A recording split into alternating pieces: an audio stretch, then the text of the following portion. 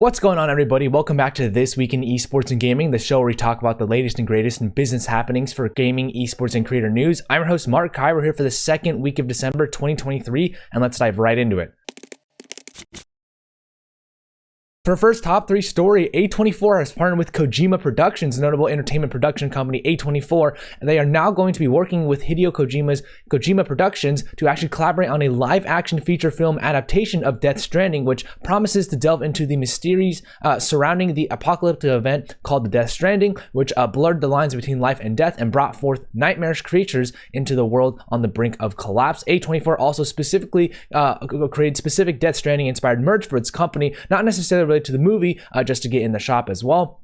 And according to the official release, this won't just be a direct adaptation of the film, since it's not just a direct translation of the game. The film will instead be for anyone who loves cinema, not just fans of the game itself. And the game itself, released in 2019, features notable actors, actresses like Norman Reedus, Mads Mikkelsen, Léa Seydoux, Guillermo del Toro, Margaret Qualley, and more. So curious to see if they might partake in the film itself as well. The crossover world of video game IP with music, TV, and film has been quite popular in the past few years, and I'm sure all types of entertainment can serve to benefit from working with one another.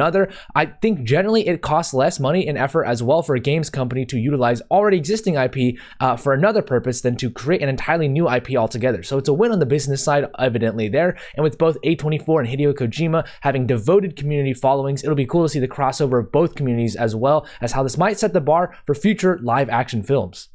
Epic Games have won their case versus Google. Epic Games won that lawsuit with the jury ruling that Google Play Store and its associated billing system is an illegal monopoly. The jury unanimously voted yes to all the questions and decided that Google has run an illegal, or has an illegal tie with its Google Play Store, and that's distribution project Project Hug, and the deals with the OEMs, or original equipment manufacturers, were anti-competitive. Epic's official blog post states that over 95% of apps are distributed through the Play Store on Android, and that the 30% tax on devs because the company prevented any viable competitors from emerging to offer better deals. This case was different from Epic's case against Apple, which Epic largely lost since there was not sufficient evidence that time, but there was this time around, and things like Project Hug added or presented, which essentially made deals that were inherently there to reduce competition. Google plans to challenge the verdict, and as the company claims, Android and Google Play provide more choice and openness than any other major mobile platform, is what Google says. All in all, this is a big moment for mobile marketplaces, since it shows how Apple's all-inclusive, right? They own the hardware and the software ecosystem, was taken compared to Google's semi-open ecosystem, right? They don't necessarily own all the hardware for their apps. It'll be curious to see how this will impact mobile developers as well in the future, big tech giants, as well as just generally mobile gaming moving forward. E3 is no longer. E3, one of the most notable events in gaming, is now a thing of the past. The Entertainment Software Association officially announced that E3 will no longer be continuing after 20 years of operation, mainly focused in Los Angeles. Before 2017, E3 was an industry-only event, with individuals wishing to attend having to verify their professional relationship within the gaming industry. After 2017, the event became open to the public, which garnered more attention as well. And that being said, the COVID-19 pandemic took a big toll on the events like E3, and with game companies looking to host their own events, it seems like the writing was on the wall. Stan Pierre-Louis, the CEO of ESA, also mentioned that video game companies nowadays have a variety of methods to promote their games, and that can be done on timetables that meet their own needs for their business strategies. Overall, folks seem nostalgic and sad that this iconic event is being discontinued, though it's not surprising if you've been in the gaming community for a while. The sentiment has recently shifted to meetings in hotel rooms versus meetings on the convention center, as well as influencers and content owners having the power instead of the show itself. Regardless, hope to see all the good memories people had around E3 in the coming few weeks. As far as partnerships go, Unilever partnered with Team Vitality and Blast. Unilever's brands Ben & Jerry's as well as Magnum hosted a Rocket League event with Team Vitality called the Frozen All-Stars, with show matches from Vitality's Rocket League roster. For the Blast partnership, Magnum will be integrated across the in-person and online broadcasts of the final CES Esports series. They will also run in-person activations inside the Etihad Arena for the ice cream brand.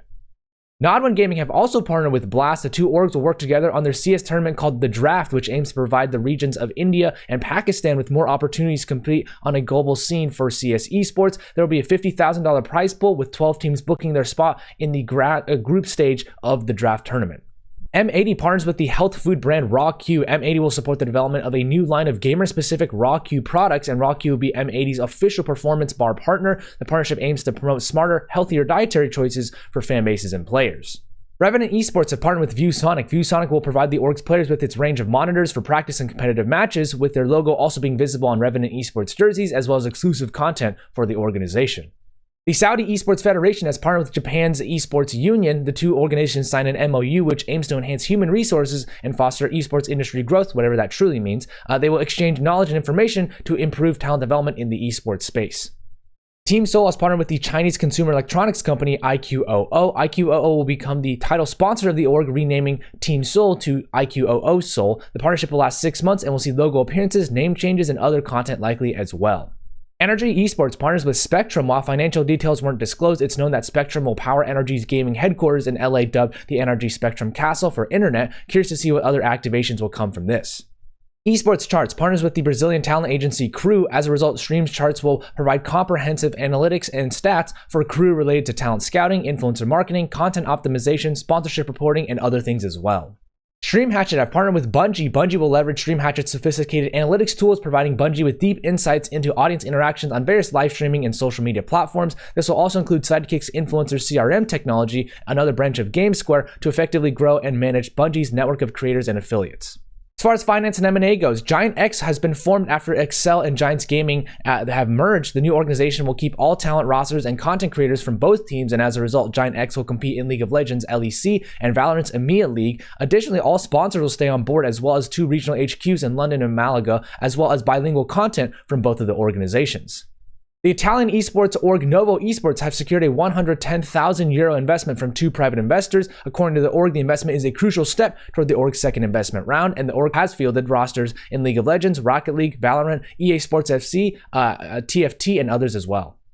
The content creator-focused platform All-Star have raised a $12 million Series A. The round was led by Drive Capital and joins previous investors such as Mark Cuban, Studio VC, J Ventures, and Alumni Ventures, and they aim to accelerate product development and increase partnerships across the company with this new funding. The mobile publishing company MyGames have raised €1.5 million. The round included participation from Supercell co-founder Mikko Kodisoja, Small Giant Games co-founder Timo Soinen, Reworks co-founder Ilkka Teppo, and ex-Riot China head of operations Daniel Wang.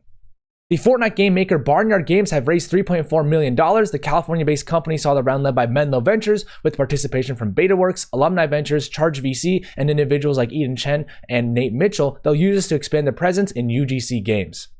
As far as workforce changes go, Mike Milanov, Musad Al-Dosri, Joaquim Haroldson, and Rajiv Sangari have joined Kydia on the esports board. Mike will serve as the chairman of the Gaming and Esports Advisory Board and will aim to grow the city's gaming district into a top destination for esports fans in the Middle East. Mike was previously director of operations at Team Liquid, most notably, and Musad is the co-founder of Falcons Esports. Joaquim is the founder of Heroic, and Rajiv is the former IMG Worlds of Adventure VP of Marketing. They will all work to push Kydia forward for gaming and esports.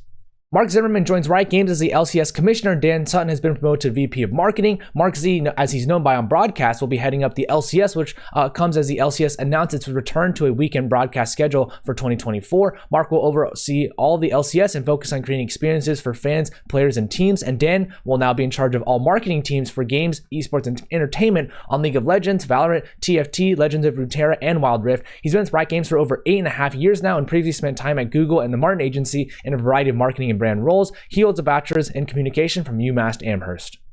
Alyssa Wallace, Gina Joseph, and Larry Herb joins Midwest Games as the CEO and board members respectively. Alyssa joins after spending 3 years at MWM Interactive as the SVP of Publishing, and before that, she was on the board of directors for Atari since she was an SVP there as well in the past. She holds a bachelor's in cinema from USC, and Gina is currently the Chief Strategy Officer at VentureBeat and will add this to her roles as well. She's done lots of work in partnerships and sales with Hearst, Media News Group, and more, and she holds a bachelor's in mass communications from UC Berkeley. Larry spent nearly 23 years at Microsoft, with the last 11 as the Senior Director for Corporate Communications with a focus on Xbox and gaming. He holds a bachelor's in TFR production from Syracuse University.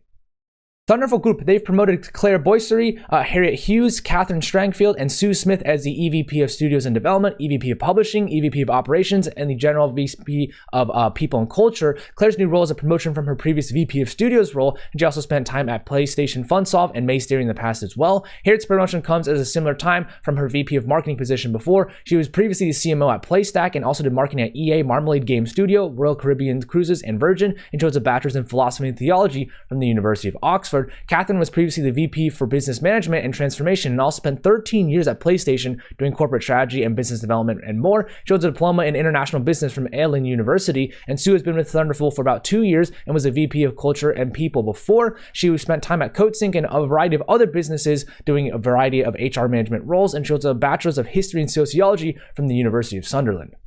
Dan Sherman, Nadia Abu-Zaid, Elizabeth George, and Jin Wang have either joined or been promoted at Fortis Games.